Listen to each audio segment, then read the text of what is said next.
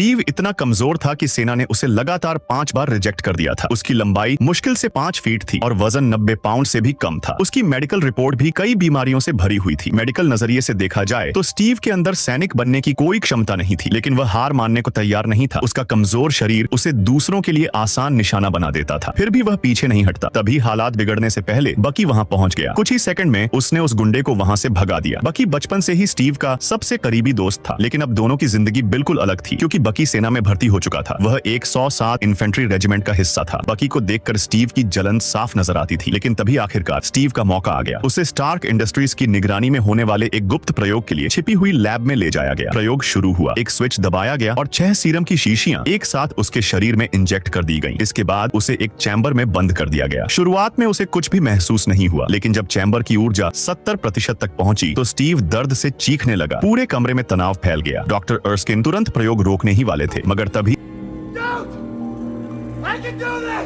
यह सुनकर प्रयोग जारी रखा गया। इस बार स्टार्क ने पावर सीधे 100% कर दी। अचानक पूरी लैब तेज रोशनी से भर गई। बिजली व्यवस्था लगभग बंद होने की कगार पर पहुंच गई। हर कोई सांस रोककर खड़ा था। फिर चैम्बर खुला और पूरा कमरा खामोश हो गया। कुछ देर पहले वाला कमजोर स्टीव गायब हो चुका था। उसकी जगह एक सुपर सोल्जर खड़ा था, लगभग 6 फीट 2 इंच लंबा और बेहद ताकतवर। प्रयोग सफल हो चुका था, लेकिन इससे पहले कि कोई जश्न मना पाता, सब कुछ बदल गया। सामने खड़े एक आदमी ने अचानक एक स्विच दबाया और तभी इसी अफरा तफरी के बीच उस आदमी ने आखिरी बची हुई सीरम की शीशी उठाई और वहां से भाग गया।